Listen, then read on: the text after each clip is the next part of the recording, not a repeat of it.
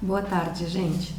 Hoje a minha câmera ela é muito rebelde, é a terceira vez que eu tô tentando começar a gravar e ela acaba travando. Mas eu espero que no final das contas eu vou conseguir gravar essa aula para vocês. Então, hoje nós vamos falar de vários períodos importantes. Primeiro nós vamos falar sobre a última dinastia do Império Antigo. Depois nós vamos falar sobre duas dinastias de período intermediário, na verdade, desculpa, são 4 dinastias do período intermediário, as duas de Mênfis e duas de Heracleópolis. É uma cidade com nome bastante complicado porque ela vem, a gente conhece várias cidades egípcias pelos nomes gregos.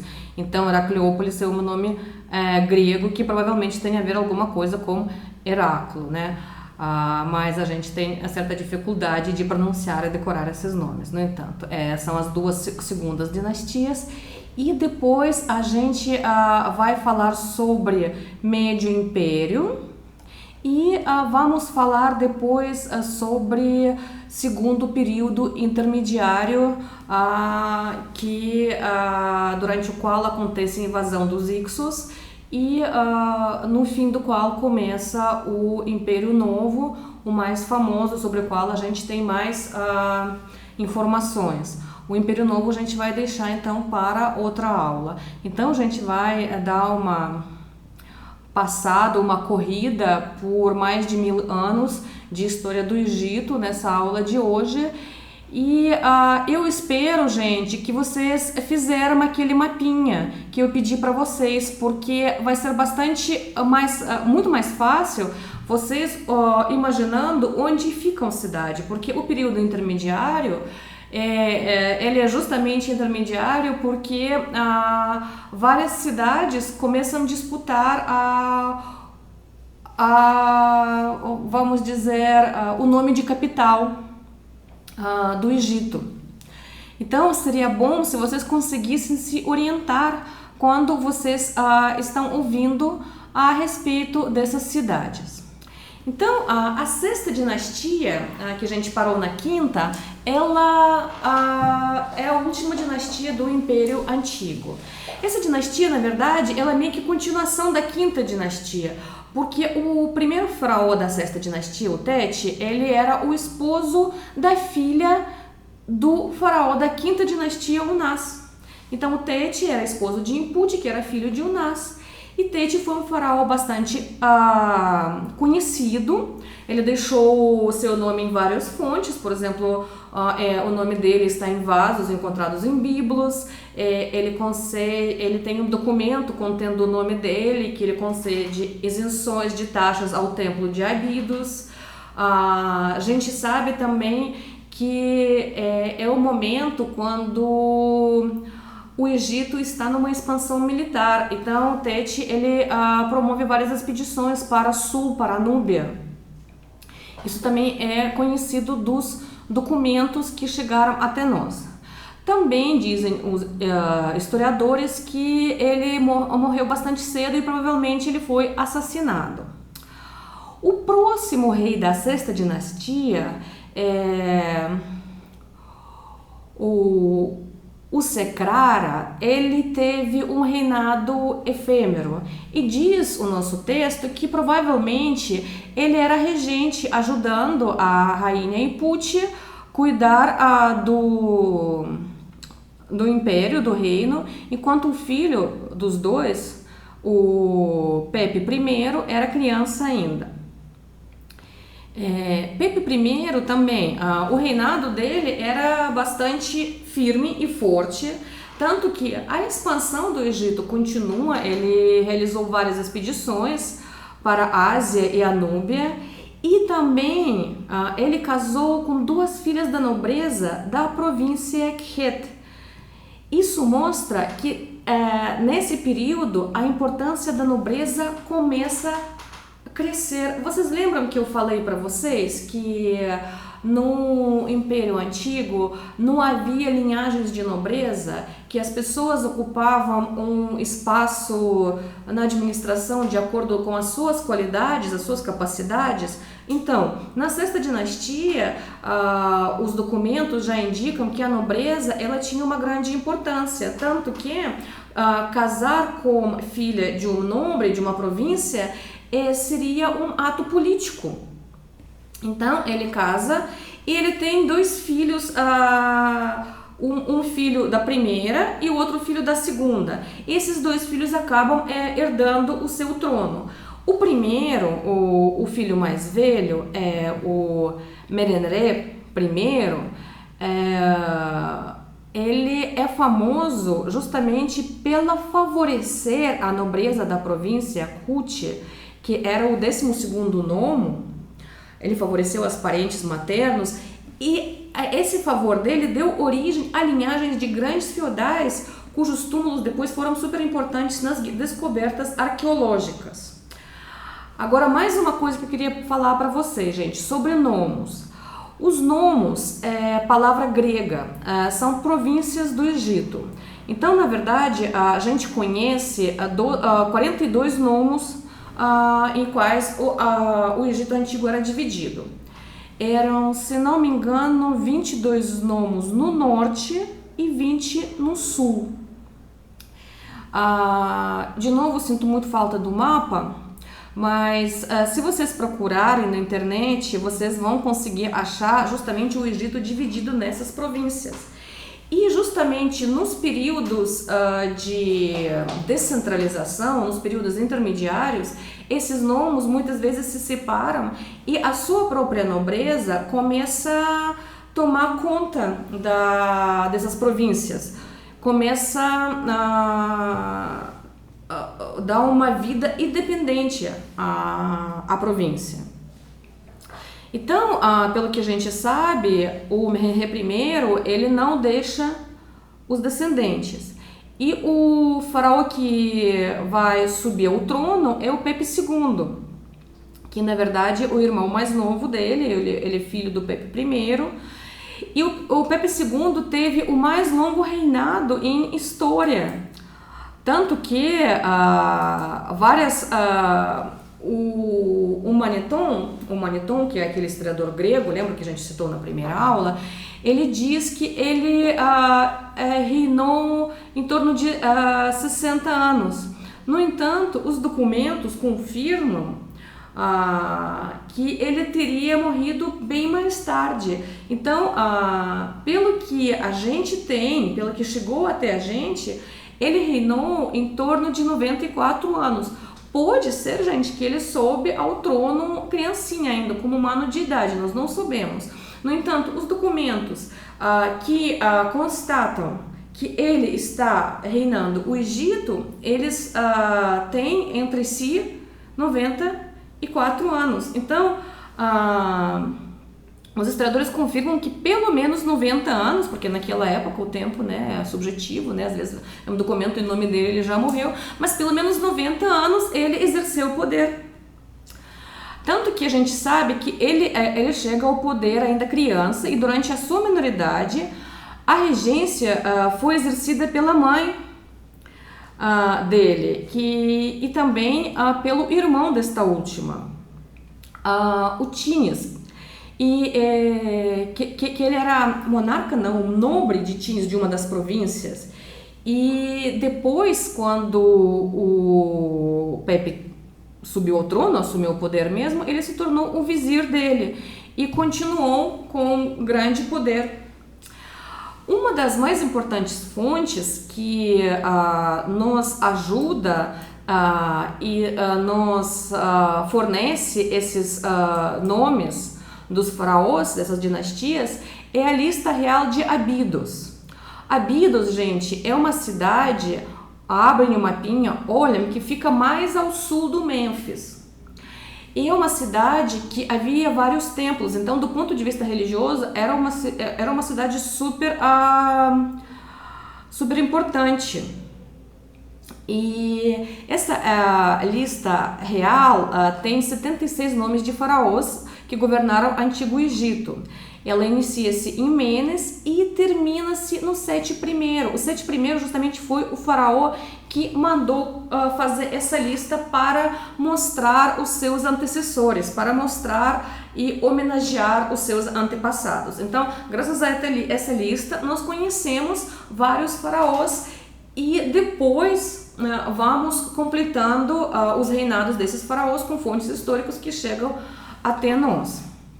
Mas o Abidos, ele é famoso, né, nem é tanto por essa lista é super importante do ponto de vista histórico, mas do ponto de vista político e religioso, foi uma das cidades mais importantes para o período que a gente está trabalhando agora, tanto que essa cidade foi disputada sempre pelo sul e pelo norte do Egito.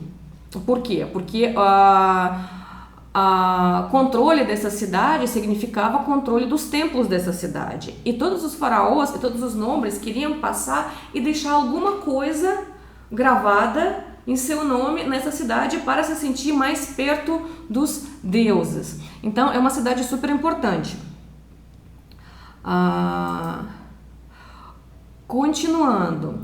Então, gente, na verdade, o Pepe II, reinando até quase 100 anos de idade, ele pode ser considerado o último faraó dessa dinastia, porque depois nós temos o Meherre II.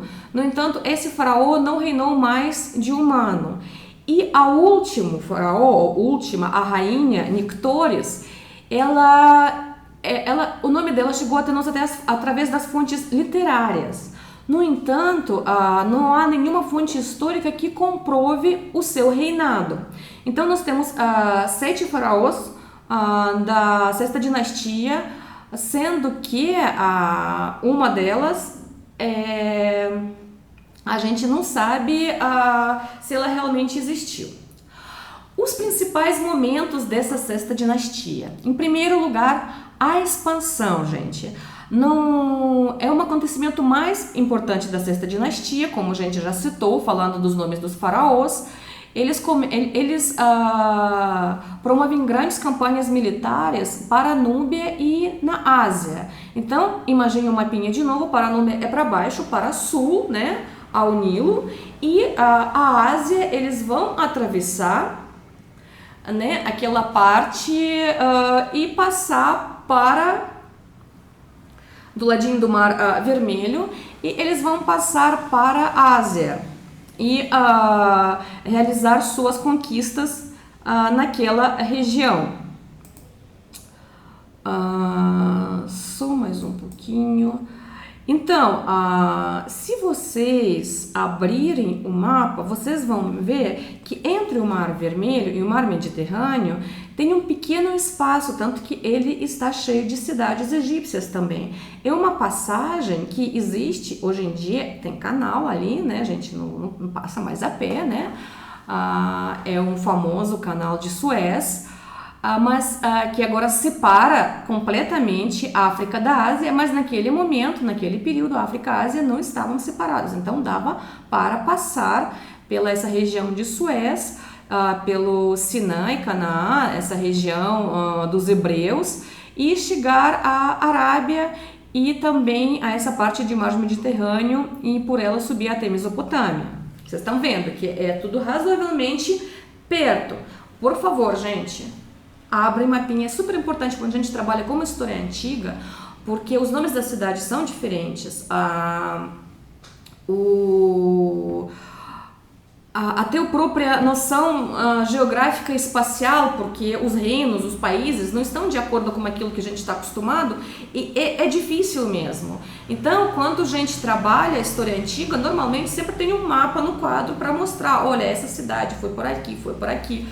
E por isso que eu estou falando para vocês. Eu estou imaginando que vocês estão ouvindo, meio dormindo, assim, tomando chazinho, tomando cafezinho, mas abrem o mapa, tá? Quando eu estou falando, só para imaginar onde é que estão esses locais. Eu pedi para vocês fazer esse mapa justamente por causa disso. Vocês têm seu próprio mapa feito à mão, é para ter a mais facilidade de se localizar. Então, imagine o rio Nilo. a cidade de Mênfis, que é a capital naquele período. Eles estão descendo o Nilo, chegando até a Núbia, e eles estão subindo e passando entre o Mar Mediterrâneo e o Mar Vermelho para ir à Ásia e fazer suas conquistas lá. Tanto que no mapinha vocês podem ver as cidades da Mesopotâmia, das quais a gente conversou ali. Talvez alguém até colocou Ur, Nippur, Babilônia, que dava para colocar até, saindo do Golfo Pérsico, dali dos dois rios, né? Mas então, voltando à expansão. Nós sabemos, gente, sobre as expansões egípcias, nós temos também fontes muito interessantes, né, que chegaram até nós já escritas. São autobiografias das pessoas que viviam naquele tempo, que viviam durante o reinado dos faraós. Quando vocês vão ler texto, prestam atenção. Por que essas fontes são sempre citadas, recontadas? Porque são importantíssimos. Pensam bem, nós temos milhares, ao pé da letra, milhares de anos de história de Antigo Egito. Então, de repente, a gente acha uma fonte de uma pessoa que viveu 5.000 anos atrás e que com suas próprias palavras, com sua própria experiência, vai contar a sua vida. Isso é interessantíssimo, isso ajuda o historiador a se aprofundar no assunto como ele nunca conseguiria por conta de arqueologia. Então nós temos uma autobiografia de um tal de Uni, que viveu na época de Faraó Teti e Pepe I. E também a narrativa dele, ela fornece informações sobre a sexta dinastia. Ele era um pequeno funcionário, e ele torna-se uma grande personalidade do Estado graças à proteção de Pepe I. Ele descobriu alguma conspiração no harém real e a sua atitude agradou o faraó, que nomeou ele enviado especial ao exército que estava a caminho da Ásia, provavelmente a Palestina Meridional. Então, esse exército era constituído por contingentes egípcios formados por nomos e por mercenários núbios e líbios. A Líbia está aqui, né? Tá, gente? Aqui. Uni, ele estava encarregado de assegurar o bom entendimento entre as tropas e também para cuidar para que essas tropas não cometem abusos com os moradores locais. E por que a gente conhece e sabe tudo isso? Justamente porque a gente leu a sua autobiografia. Então a gente sabe o que é bom, o que é ruim do ponto de vista de um egípcio. Quais são as principais preocupações dos egípcios naquele momento, preocupações políticas, né? Como você pode conseguir uma ascensão social, como no caso dele é um exemplo. Então essas fontes são super importantes e são super interessantes também. Se algum de vocês um dia vai querer trabalhar como Egito Antigo, vocês já sabem que fonte vocês começam a procurar, né? E depois, quem sabe, vocês encontram mais alguma coisa. Uma outra autobiografia que também é super famosa é de uma pessoa que viveu na época de Pepe II já, é de Hirkhuf, que era um príncipe de Elefantina. Elefantina é uma das províncias do Egito Antigo, é um dos nomos do Egito Antigo. Olha que interessante, ele já está no papel de príncipe, quer dizer, a nobreza local, ela está em sua ascensão. Então nós vemos que no reinado de Pepe II, no final da sexta dinastia, a nobreza já está se sentindo praticamente independente, ele já se vê como príncipe. Então, no caso dele, ele foi um dos agentes da política externa da dinastia no sul. Então, ele foi enviado para o sul na direção da Núbia, né? Ele participou de uma expedição em território núbio e depois, sozinho, ele retomou alguns caminhos no deserto e ele vai descrever toda essa parte da África pela qual ele vai passar. Então, é mais uma fonte que é super interessante sobre a sexta dinastia.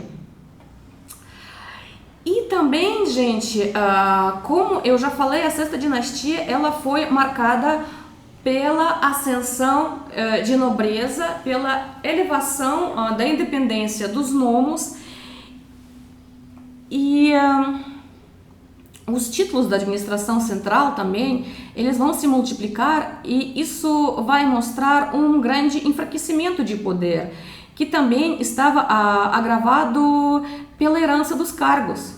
Aquilo que eu estava falando na aula passada. Os cargos não eram hereditários, é o mérito da pessoa que fazia ela subir aos cargos.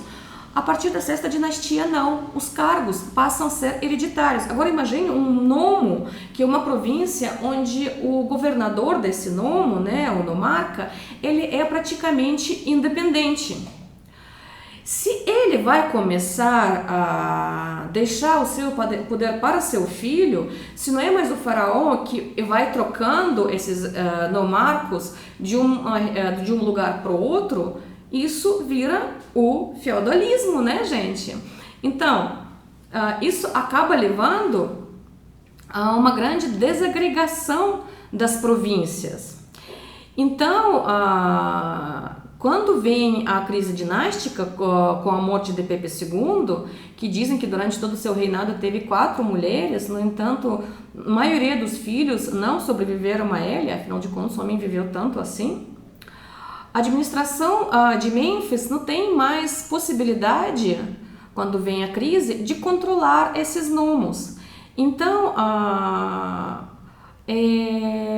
eles acabam desobedecendo, acabam ignorando a existência dessa administração. E assim, a partir disso, vai começar o primeiro período intermédio. O primeiro período intermédio, gente, ele é interessante porque essa época confusa, ela separa o Império Antigo do Império Médio. Por que ele é muito interessante? Porque esse período, ele deixou várias fontes interessantes para nós e nós podemos acompanhá-lo a partir dessas fontes. Para ter uma facilidade maior com esse período, que durou entre aproximadamente 2.200 anos antes de Cristo até 2040, então em torno de 160 anos, nós dividimos esse período em 3 partes. O primeiro das dinastias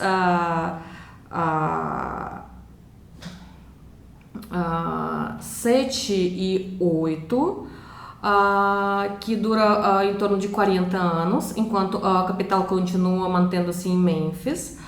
Depois a segunda fase, com dinastias 9 e 10, que é a dinastia dos príncipes de Heracleópolis. De novo, pegar uma mapinha, a gente vai descer para o sul um pouquinho. E depois, a partir do 11ª dinastia, nós temos estabelecimento de uma nova dinastia em Tebas, mais um pouquinho ao sul, tá?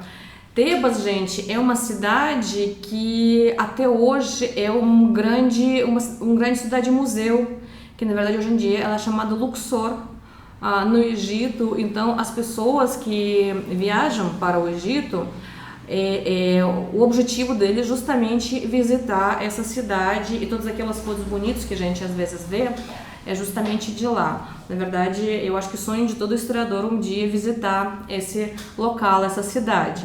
Quem sabe, né? Um dia a gente realiza o nosso sonho. Então, as primeiras 2 dinastias, a 7ª e 8ª de Mênfis, na verdade, são dinastias ligadas à 6ª dinastia. Tanto que Neferkare II, que é citado pela lista real de Abidos, dizem que foi um provável filho de Pepe II e sua quarta esposa, por exemplo. Tanto sétima, na verdade, como oitava dinastia foram períodos de desagregação de poder e perda de influência pelos faraós da cidade de Mênfis.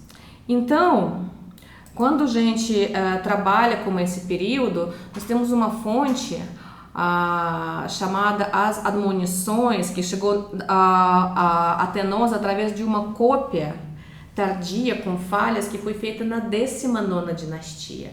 Porém, através dessa fonte, a gente consegue perceber que nesse período havia várias conturbações, tanto que os acontecimentos dessa época, essa época na verdade ela é bem curta também, né? São somente, nós temos, só um pouquinho gente, dá uma olhada, nós temos vários faraós, a gente vai ver a 7ª dinastia tem 1, 2, 3, 4, 5, 6, 7, 8, 9, 10, 11 faraós, e a 8ª dinastia também tem 6 faraós, e todos eles vão reinar, eles vão ocupar o trono somente durante 40 anos, todos. Então, a troca de faraós é muito grande. As perturbações sociais que parecem estar na origem do enfraquecimento do poder central, e o texto vai descrever com abundâncias vários momentos sobre aquilo que está acontecendo. Por exemplo, vou citar para vocês o texto que chegou até nós. A sala do julgamento, os seus arquivos são assambarcados, as repartições públicas são violadas, as listas de recenseamento são arrancadas, os funcionários são assassinados e os seus papéis furtados. Isso demonstra uma grande perturbação social. Também tem outras vivências e violências antigovernamentais, e também eles mostram a subversão social, eles mostram que os ricos e os pobres começam a trocar de lugar, quer dizer, a ordem das coisas está sendo violada também nesse período. Olha só, o ouro e lápis azul, a prata, a turquesa e cornalina e o bronze ornamentam o pescoço das criadas, ao passo que as donas de casa dizem: se ao menos tivessem alguma coisa para comer. Então, temos uma descrição praticamente de uma revolução nesse período. E, no entanto, o texto ele é bastante contraditório quanto às causas. Em alguns momentos ele diz que o rei foi raptado pela população, em algum momento ele diz que um punhado de homens sem leis conseguiu despojar o país da realeza, ou a residência real foi desbaratada num instante. Então tem várias versões daquilo que está acontecendo. No entanto, essa fonte que vai tratar justamente daquilo que estava acontecendo no sexto e na 7ª e na 8ª dinastia, mostra que realmente nesse período Mênfis, o capital, ele não está conseguindo organizar e ordenar as coisas. E apesar de 8ª dinastia, que sucede a 7ª, ainda mantém-se em Mênfis, e nós temos até pirâmide de um dos seus reis que vai ser encontrada ao lado do pirâmide de Pepe II, quer dizer, eles conseguiram se organizar pelo menos para uma construção de uma pirâmide. Nós sabemos que no último período de 8ª dinastia, a delta, a parte do norte do Egito, ela acaba sendo ocupada por estrangeiros. E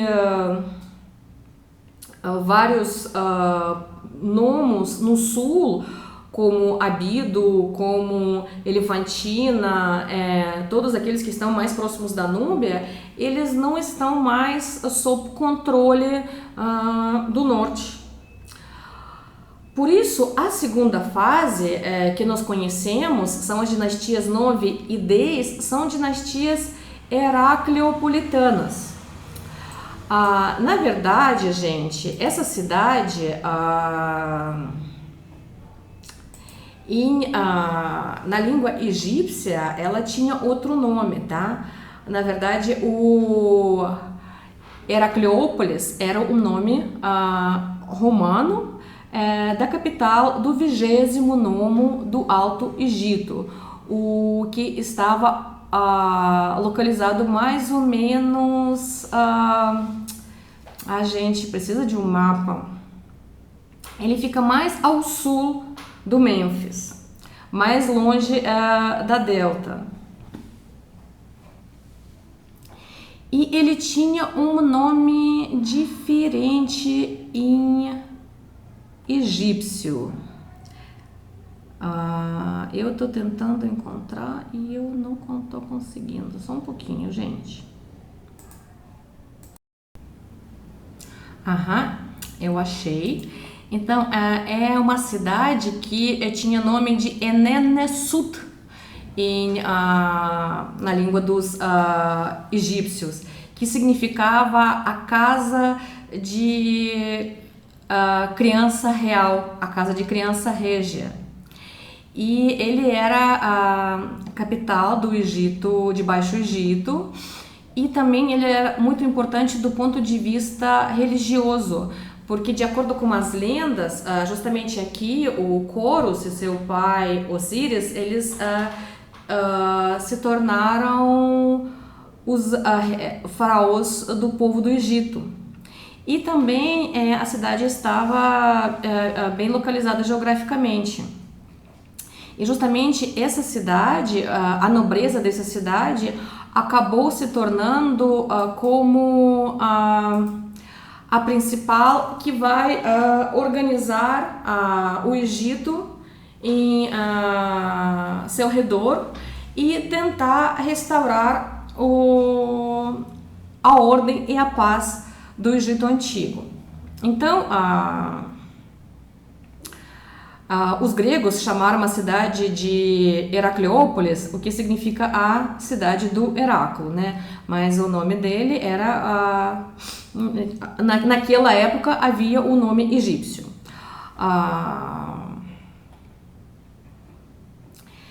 Do ponto de vista geográfico, também essa cidade estava no centro de uma das mais ricas províncias agrícolas do Médio Egito, mantendo-se protegida dos asiáticos ao delta, né? E também dos príncipes belicosos de Tebas e de Elefantina, que eram também duas outras províncias bastante importantes e bastante fortes. A nona dinastia, gente, ela deixou poucos monumentos. E as fontes principais da sua história continuam sendo o Maniton, que é um historiador grego, né? E o Papiro de Turim, do qual a gente já estava falando. Dos 13 reis que comporam a dinastia, somente 5 nomes chegaram até nós.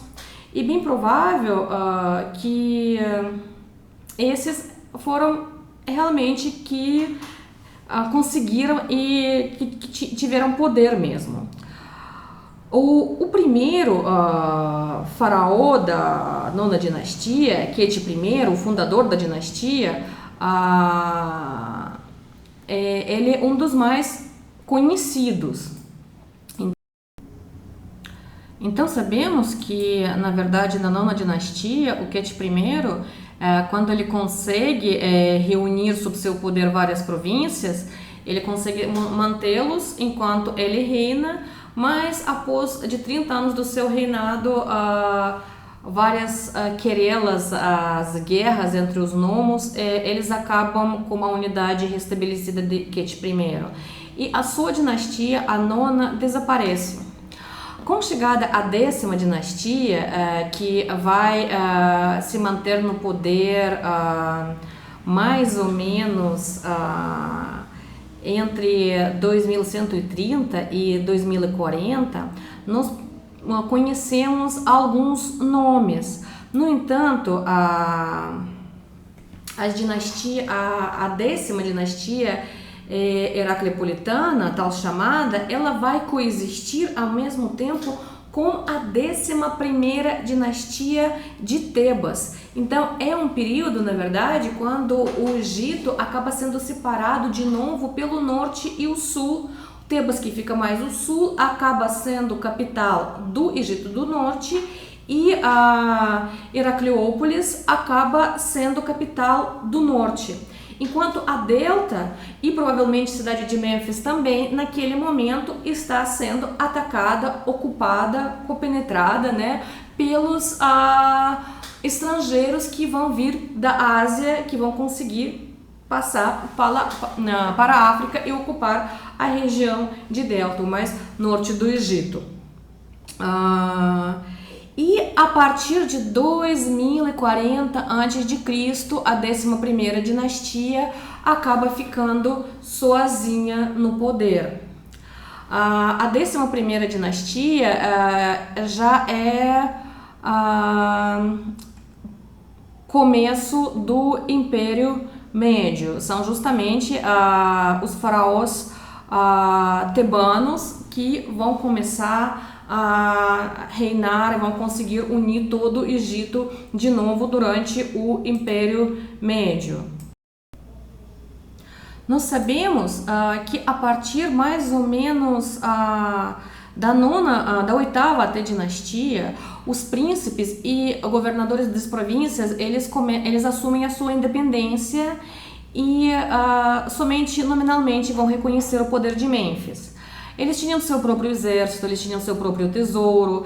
Entre os mais poderosos desses nomarcas, a história conhece, por exemplo, os nomarcas de Coptos, que durante muito tempo eram aliados do rei de Mênfis. E também, em algum momento, eles apoiaram os reis heracleopolitanos. Também nós conhecemos outros representantes de nobreza, outros nomarcas, por exemplo, os de Cuno, que também a gente conhece eles também porque eles acabam construindo os grandes, eles deixam, na verdade, os seus túmulos, né? Eles acabam construindo, e essa parte funerária da religião egípcia mostra o quanto um governante eleva-se no poder, né? Eles, naquele período, os túmulos deles, né, acabam se tornando no mesmo nível dos túmulos dos faraós. Então, a mesma situação acontece nos nomos do sul. Por exemplo, Tebas, a princípio, essa cidade não era a capital do 4 nomo. O capital era Erment. Mas, no entanto, mais ou menos na época de 9ª dinastia, o Tebas vai crescer e vai ocupar o lugar principal no nomo. Tanto que o Ermet, a antiga capital, vai permanecer rival do Tebas.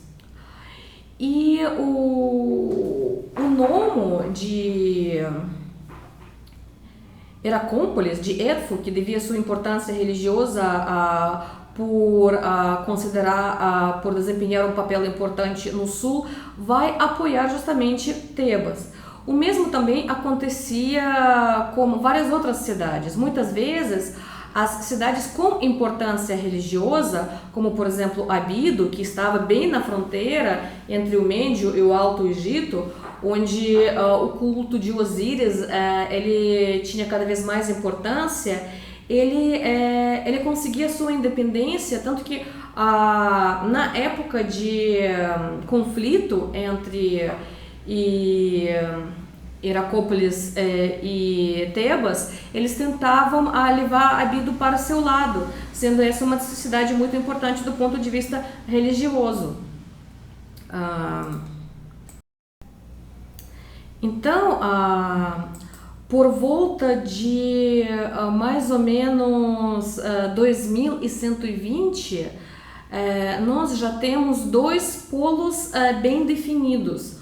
O sul está sob o governo de Tebas e o norte, menos aquelas províncias ocupadas por tribos asiáticos, eles estão sob o governo de Heracleópolis. Porém, gente, a terceira fase desse período intermediário justamente é a reunificação do Egito sob a 11ª dinastia tibana. E, de novo, graças aos textos biográficos numerosos nesta época, nós podemos ter uma noção de como essa reunificação aconteceu no Egito e como essas lutas internas entre províncias transformaram-se pouco a pouco em lutas entre confederações de nomos. Alguns nomos do sul, com medo de Tebas, aliaram-se a Heracleópolis, e outros, ao contrário, mais prudentes, eles não tomaram partido nenhum. Tinha aqueles que, ao contrário, apoiaram o Tebas. Então, isso gerou, na verdade, uma grande guerra que hoje em dia nós chamaríamos civil. Porém, essa guerra termina quando o Mentuhotep I, o Nebrepetre, ele tem nomes, versão egípcia e versão grega também, acaba tomando poder e conquistando Heracleópolis. Então, as duas cidades acabam se submetendo ao seu poder e ele acaba se tornando o faraó do primeiro faraó do Médio Império. O Médio Império, gente, vai ter duas dinastias. A gente vai falar sobre 11ª e 12ª dinastia.